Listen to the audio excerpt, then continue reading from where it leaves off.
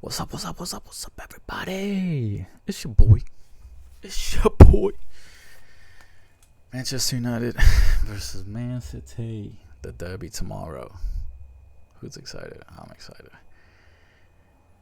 I'm excited because, man, I watched that interview from Imran yesterday, and just looking at his face and his body, like the language, it just felt good. It felt like he's excited. It feels like that's a good thing for me. It just feels like he feels like the training is good, that everything is headed in a good direction. So I'm very happy about what this break brought and this horrible little start to our season. City's obviously having a little bit of a worse start to their season than us, and somehow we're the talk of the town, right? Like Pep had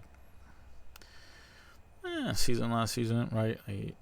They kind of came in a little hot towards the end, so they saved face a little bit, but he had a pretty rough season. And then this season, he starts off and it's worse than us. But somehow, Man United is the talk of the town. The only freaking, everybody hammering this, hammering that, blah, blah, but nothing for Man City or anything. That's cool.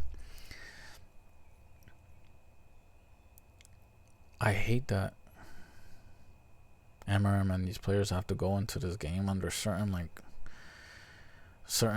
negativity and distress already, because it's so early into the season that it's just annoying, right? Like in a normal person's brain, I feel like, or at least I would think, when a new manager takes over, right, they sign certain, like when a manager signs a contract, right, they sign 3-year contracts, right? They don't sign 1-year contracts. They sign multiple year contracts, 2, 3, 4-year contracts, because the club understands that they're taking over a new thing and they need time to get to where they need to, right? And usually the time frame and timeline, depending on what level of a team you're taking over, right? Like if you're taking over a slot that Klopp just needed time away from football, it felt like, not actually quitting because they sucked or getting fired, finishing in second or third the year before, very good team. You have a different time frame for the things that you want to see, but usually the things you want to see are the same. You want a culture created if there's not one. You want to see a style of play, and then you want to see improvement from when the team starts the year till the end of the year in the style of play. Then usually the next year you start looking for results and all of that, and then the third year is usually when you're like, okay, as a club you decide, have we seen enough to keep them, or do we go a different direction, right? Then the third year, usually the club wants to see a high finish in the league and hopefully a trophy, and then they might bring you back and you continue your coaching. We're not even 1 year into Amarim being here, and it's a disgusting way of treating somebody. He came into a really bad, really a dumpster fire of a thing. Calm down the fire. Is building stuff to keep the fire from not coming back, but people just want to keep, or even our own channels and fans just want to keep throwing stuff in to try to light the fire again. For me, what I've seen so far from Aaron being here till now is enough for me to want him to at least for sure have this whole full season for him without even having to think about getting fired. Unless there's a stack of 5-10 games where you just clearly see that we're getting beat 2-3 nothing, where the players just don't have any passion for the manager, they don't respect him, none of that, then okay, then he should get fired within this season. But unless that's the case, if they're still fighting the team every single game, if there's consistency, if we keep these statistics relatively the same towards, if we're top 5 in the statistics that we are currently in right now, by the end of the season, that's an unbelievably amazing thing. But we've seen so far all the things that you want to see: culture created, a style of play, and improvement. You have to at least think to yourself, why aren't we scoring goals? Is it because we have a complete new front three from last season? Most likely. Most teams that, when when you look at the team, the starting 11, there's maybe 3 players, 4 players that were starters last season. So that automatically is like, okay, that's gonna decide some results. Like you see right now with City, Rodri's just coming back. They have all these new players that they're trying to integrate, and they're struggling because it happens anywhere. It just happens. You have to have time playing, playing together, to like build the chemistry and play the best you could play. So we haven't even had a year, and when we started to look the best, he got 2 new players that just completely changed everything again. So it's a little rough, in my opinion, how he's had to go. There's not even 4 years so far, but we have improved, and now we're in a situation where like fans are talking about like possibly firing over the next 2 games. It's ridiculous. We're not even 5. That would be 5 games into the season. No, like I'm sorry, no. Like if we play well against both teams, even if we lose, there's not even a thought in my mind about firing Amram. Not even a freaking thought. But like that's what we deal with. Now we're playing a City team that seems to have like some knocks, a good amount of like injuries, but they also have an absolutely like stacked team. So I'm not going in there thinking that just because they have some players like injured that we're gonna like have a walk in the park or whatever. But I will say that it's definitely one of our better chances, I guess, to beat them. But I can only really say that if we were a built team. Like if we were a team that was at least built. We're not even right now, like in the completion of our team building, we're at like 70%, 75%, if you think about it, right? Like I'm not talking about like player wise, because right now player wise I really don't think we're too far away. We're probably like 2-3 players away from, depending on how the new keeper is, Lamens, depending on how he is and how he goes, we're not that far player wise from like having enough talent on the field to compete against other teams. But it's the chemistry part, right? Like I think if our starting 11 next season is Lamens, if he's playing well, hopefully, because he has a lot of like positives about his game and everything, like really positive attributes. So but if Lamens doesn't go, because he's pretty good, and then you have either Lissandro starting at left center back or Haven, Delit and Euro, and then you have Dorgo at the left wing back, and then depending on how Ahmad plays this year, because you got to see if he can become a right wing back at the highest level, like, because he's so young, he's never played the position. We have to see. But like if it's Ahmad, if he's like played well this season, or if it's a new right wing back who's good. And then you have, I think next season Kobe's probably going to be starting that one position in the midfield, just because it sounds like Bruno's going to leave, which kind of sucks because he's not going to get to reap the fruits of his labor. But you'll have Kobe, Baleba starting in the midfield with Cunha and Bomo and Sesko up front. Like, you give me that starting 11 next season with players like Xerxes, Mount, and some other like key players coming off the bench, because you would have like Haven and on the bench for center back, Maguire. Like, you would have backups to like a good amount of the positioning to feel comfortable with anybody coming off the bench. And then you would have some, Mason and Xerxes coming off the bench, that could affect the game positively, like off the bench. So you would have enough where I could be like, okay, yeah, that team is more like closer to being built. Like, that's a 90% built team right there. If you tell me that that's what we start with next season, like 95% maybe. You only really need a piece or two of some young players from the academy to be the bench players and stuff. But that's a solid team, right? We're not there. We haven't even gotten to build that. But then I'm looking more for results and a fully built team. That I would be very ecstatic if that's our team next season. I think we would have enough to challenge for sure. Like, well, I mean, I think we would need a little more time to gel, like maybe another season. But I think we would be able to finish top 4 with that team easily next season. This game is a tough one because I hate international breaks. and I just feel like a more experienced team, it just benefits them. And we went from having Cunha and Mount starting the first four games of the season to now neither of them playing, and it's gonna be a different lineup, so it's gonna be an interesting game. For me, the formation tomorrow, if I'm the manager, obviously we already know that Altai is gonna start and go, right? But then it's De Ligt, Shaw, Yoro, Mazraoui, Dorgu, and Buomo. In the midfield, in the midfield, Casemiro, Kobe, and then the front three would be Bruno, and Buomo and Xerxes as the 9. That's my starting 11 tomorrow.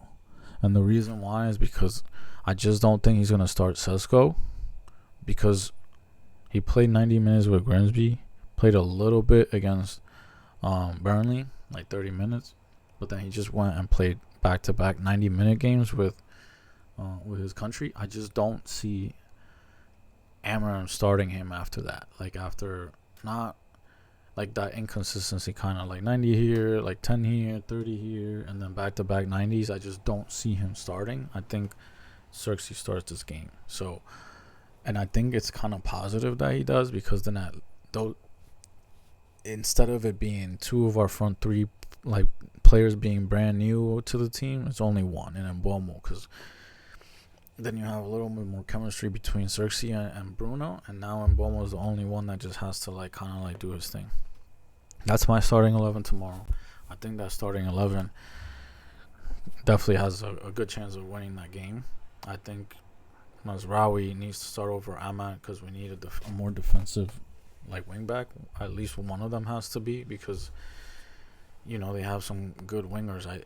Dorgu can handle himself, but Ahmad I don't think is at that spot yet. So I would rather have, now that Mazraoui's back, Mazraoui play that position, because he's played it pretty well against City in the past. So I'd rather him play that, and then I think we would have a chance. And if we keep playing the way we've been playing, it's a game that we have a really good chance to win. So let's create some chances tomorrow.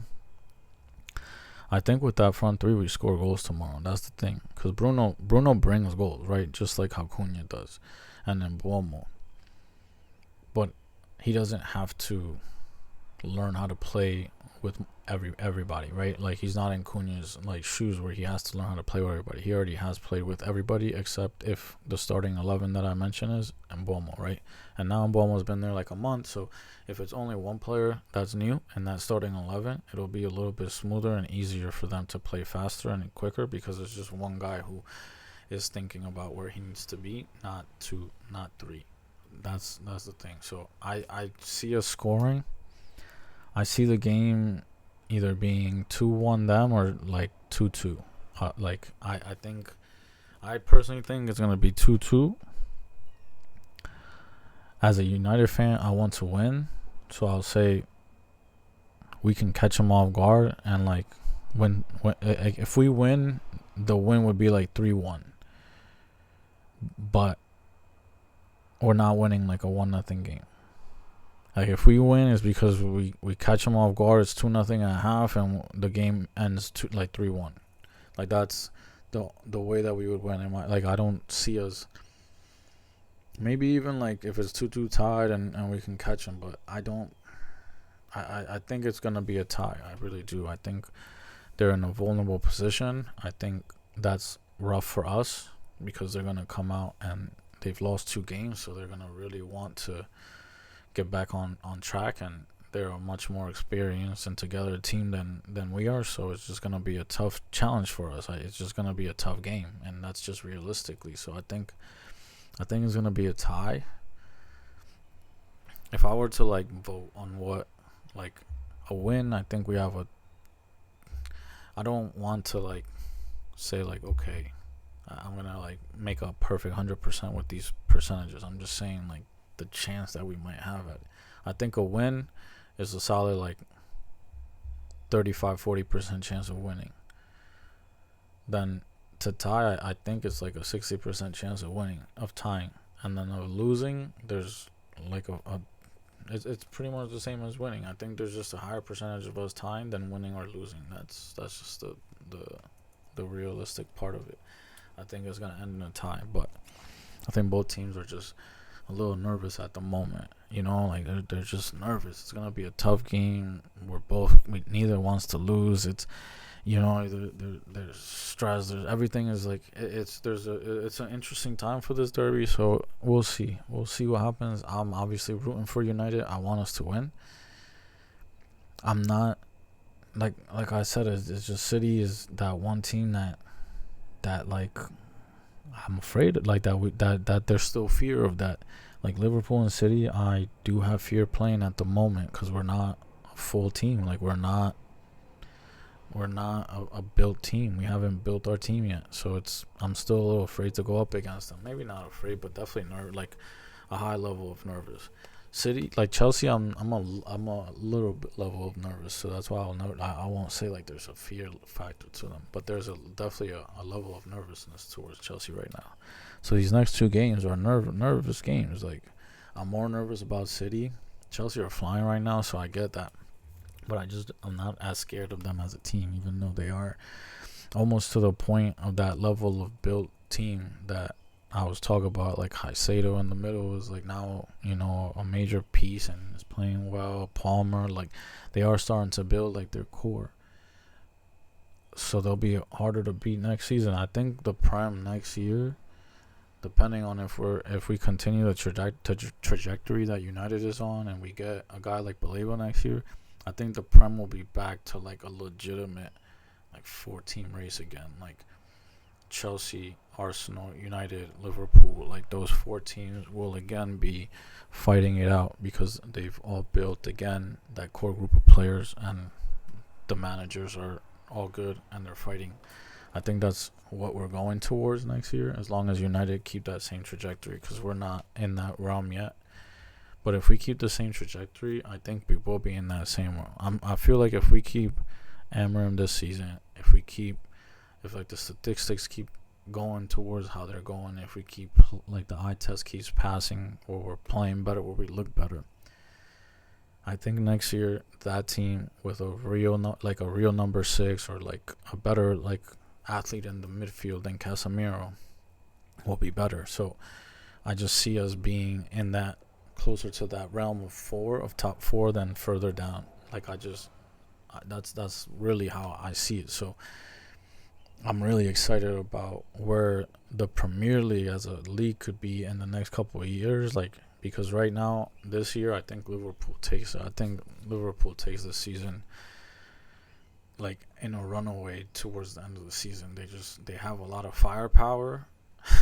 Like Isak is an absolute stud, and Ekatike came in and has shown that he's gonna be a problem. So I just feel like, you know, like they're very stacked. You know, Verts is not talked about. He's still getting used to the league. That creativity is not there yet. Like that passing ability, like that connection with his players aren't there yet. So like when that comes, I just feel like they're gonna be flying. I feel like they're gonna be a very, very hard team to stop from repeating this season. But like this game tomorrow is gonna be a tough game. It's gonna be a tough game. But I'm not gonna say that I like deep down. I'm not saying we're gonna win, because deep down I want us to win so bad, but I also feel like we're gonna win. But just knowing where we are in this timeline and how United, like the kind of like just luck we've had, so like like it just seems like for a while now, I just feel like it's gonna be a tie. But deep down, I'm confident in us being able to win.